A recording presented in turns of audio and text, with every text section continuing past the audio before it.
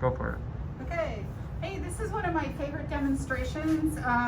It's an opportunity to show you guys that after you've annealed and cleaned your metal really well, that you can create pattern and texture on them. So these are two samples that I have, and I would like everybody to take a piece of copper, anneal it, clean it, and then experiment with all the hammers that we have to do patterning with. When I was in school, Danish Modern, Hollower was in, and everything was just mirrored and polished. And what I really love is doing the textures on things. Many years ago, I had an opportunity to do a fireplace screen, and they wanted copper salmon. And so these were the prototypes that I built. And these are about a third the size of what they ended up being. But these I sawed out with a jeweler's saw. I annealed it, and then I did the embossing for like the eyes, the gild, and everything on it. And then I hammered the fins to give them some movement. That became hard again, so then I annealed the metal, and then after pickling and cleaning it, I sank this into a sandbag to give it the texture that it is on it. And so this is really kind of a simple, straightforward process that I called drawing in metal. And most people think about engraving, but there are other options that you can do that are a lot less low-tech and don't take as long a time to learn. So the first thing I need to introduce you to is the hammers. And so I got out, not all of our hammers, but just some of the specific ones. This is a rawhide mallet, and this is used for when you're trying to flatten or straighten out a piece of metal or shape it without leaving any marks in it. Many years later, the nylon hammers came into being, and they both are pretty much for the same thing. So for me to flatten out this piece of metal, I'm going to just come in and I'm going to hammer on it on both sides and flatten it out, and you can see that it's not leaving any hammer marks on it. And so that's what these hammers are used for. Another hammer that we have in the studio a lot is what's called a claw hammer, and this is a carpenter's hammer. And I've designated these hammers as being the ones that we use when we're using chasing tools. And I'll be demonstrating how to use the stamping tools to create pattern on your work with this hammer. If you look at the head of this hammer, you can see that it's pretty dinged up, and we don't care. But if I take and I hammer on my metal, I'm going to have that pattern on my metal, and it might not be what I want. So we have a whole set of silversmithing hammers that you should be able to check your lipstick on these, that they're really nice and shiny. And what they'll do when you hammer on them is they'll actually shine the metal and put a texture on it. So I'm going back in and I'm kind of erasing those marks that I just put in. And now the metal that's here is work hardened. This is what's called a planishing hammer, and a really important thing to notice is this head is slightly crowned, and so that's the hammer you want to use while it's flat, because if we use the flat side of the hammer, there's a chance that when you come down you're going to hit an edge.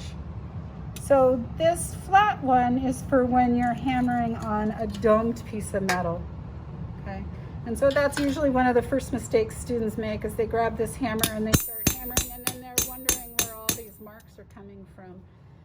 Use the slightly rounded side.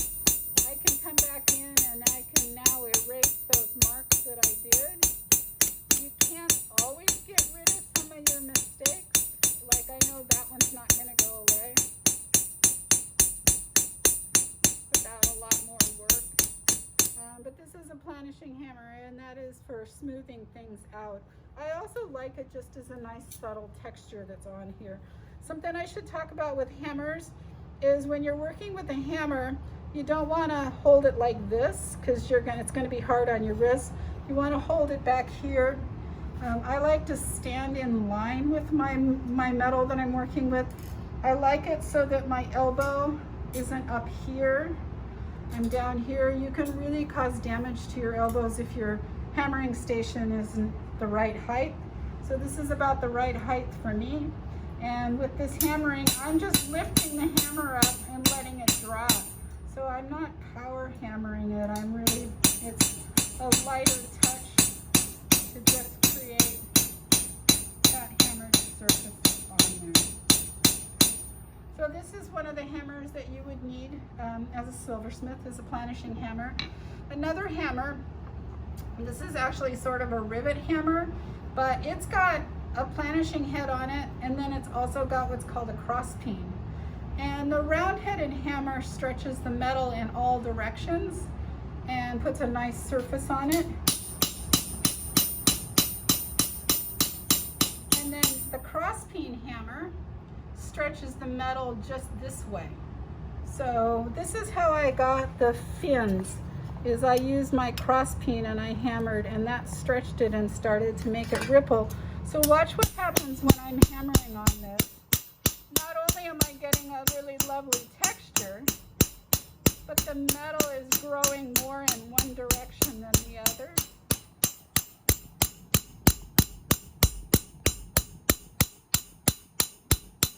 And I started with the square piece of metal so that you could see how the metal is growing. And once again, it's just the weight of the hammer dropping. This hammer always reminds me of what it looks like when you're out on a boat at about sunset and the water is gleaming. But you can see how this has started to grow here. So that's one of the things that'll be really important when you're learning about how to move metal, forge metal, is which hammer you use for that. Another thing I like to do is work this way and then turn around and hammer this way. And then I've got something that looks like burlap or a woven pattern. So there are lots of creative ways that you can create texture with your hammers. This hammer here is what's called a sinking hammer, and it's to sink down into things. But I like to use it for the pattern that you can get from it. It gives nice little round dots. And one side is bigger than the other.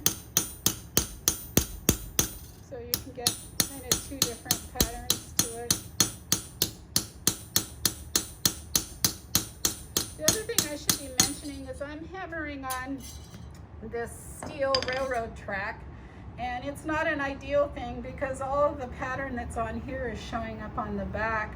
So in my studio, my anvil is smooth, so it shines it on the back side as well as the front. But can you see the shape of the metal starting to shift around?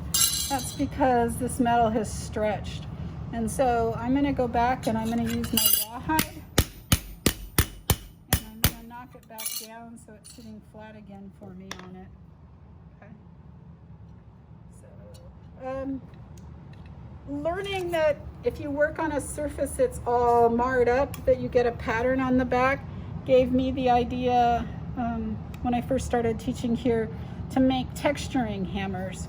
And so I want to share with you, these are just two of the many hammers that I've created textures. This one I ground on the grinder for a pattern, and this one I etched a pattern on it. These are supposed to be zebra stripes. And I just want to show you how I use these. I'm going to do it on the copper here, and I'm just going to come in and start hammering and kind of working randomly. I can create a lovely pattern with this. It almost, to me, reminds me of like on a really cold, frosty morning when you look at the frost pattern on your windshield of your car that's there. And so making your own texturing hammers can be really fun. This one here, when I hammer it, creates an interesting pattern. But when I originally made this hammer, I wanted to make buttons. So the way that I did that is I'm going to take this hammer, I'm going to bring it over to the vise, and I'm going to lock it in the vise, not by the handle, but by the head of it. And then I'm going to take, and I'm going to turn my metal upside down on it, and I'm going to use the steel claw hammer on it.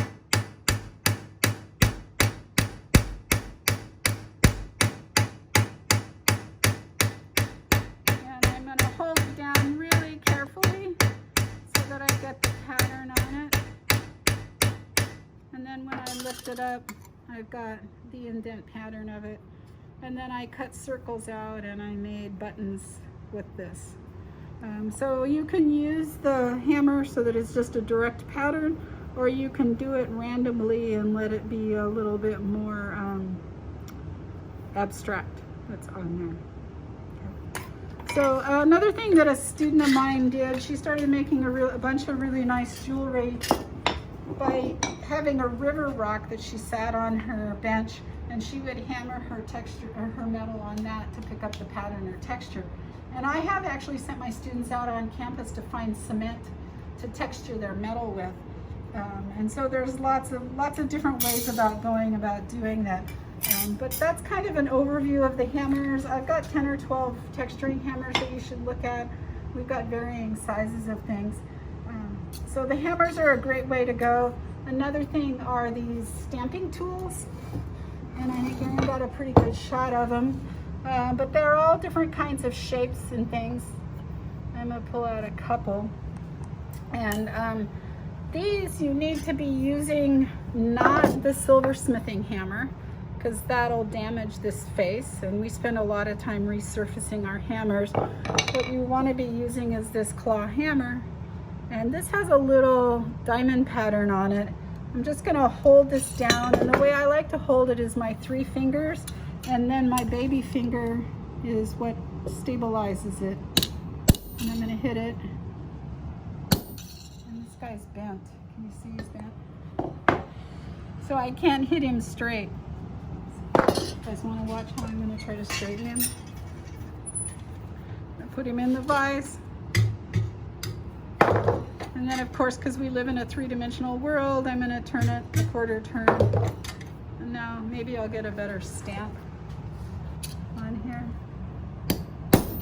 Yep. So this is very much like leather work and how they tool. And you can get some interesting patterns on there.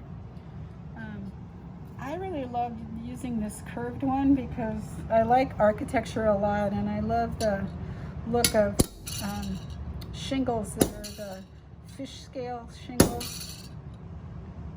And if I were really figuring this out, I would probably have some lines here. But now I've got kind of a nice pattern happening there with this. And so we've got many different stamping tools for you guys to play with and see what you want to work with. So everybody will be getting a piece of copper that you're going to anneal, pickle, clean, and then texture so that you get some nice experimentation. You can see the patterning that I've done here. That's that zebra hammer. And then this is a technique I want to show you. I'm sure I'm not the first one that came up with the idea, but I had a student cut out a shape of a palm tree, and it just didn't look right. It needed the definition of the lines of the palm leaves. And so what we did is we got a piece of steel binding wire and shaped the wires to the leaf shape, and then taped it down on the surface. So what I'm going to do is I'm going to make a spiral with this steel binding wire. And I'm starting with a round nose, and then I'm just going to continue spinning it around,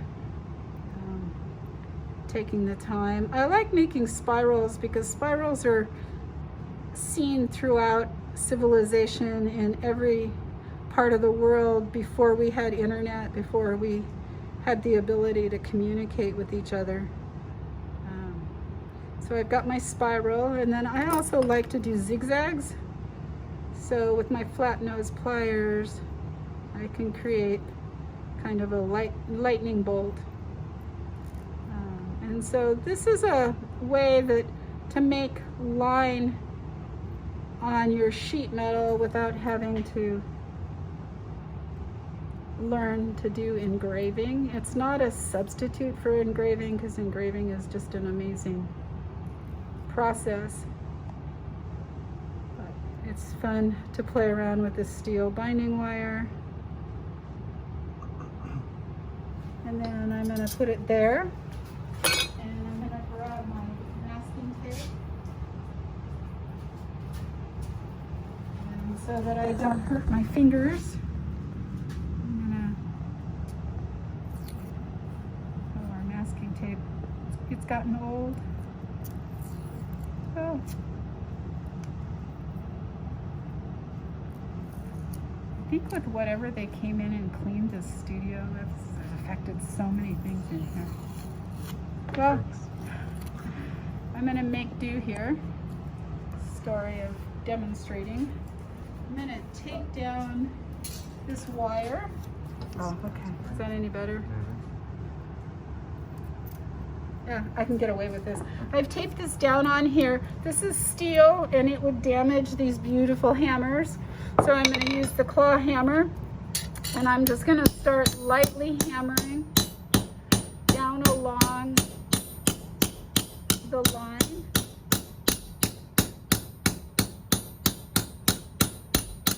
And when I see it breaking through the masking tape, I think I'm there, but I'm also going to look on the back side and make sure that I see it. And then when I feel that I'm confident that I've got it, I'm going to pull off the tape. And now I've got a pattern that's a nice line to incorporate into a design. Another thing I like to do is use liver of sulfur and then leave this a black line. And then another thing that you can do is you can actually flow solder down in the low spots and sand it off, and then you have a nice silver line in it. I call it fake inlay. But this will allow you to actually do some really nice contour lines, line drawings on your metal, and also give you some interesting patterns and texture that I really think brings things to life. I think that's it for my texturing and patterning. The thing about metalwork is that it's kind of, you do it in steps, and so I cut this metal out and then I annealed it and pickled it and then cleaned it, and then I did this hammering on it. Now it's work hardened again, so to shape it I would need to anneal it again. And so there's always kind of steps of doing it the right way. One of the things that you can do is you can cut a circle out, texture it, and then it's going to change the shape of the circle. But if you want the circle a circle, texture your metal and then come back in and cut out the shape that you want.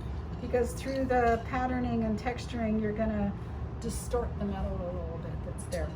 So always think through your steps and your processes. But do know that your metal needs to be annealed and clean before you do any texturing or shaping on it. Okay?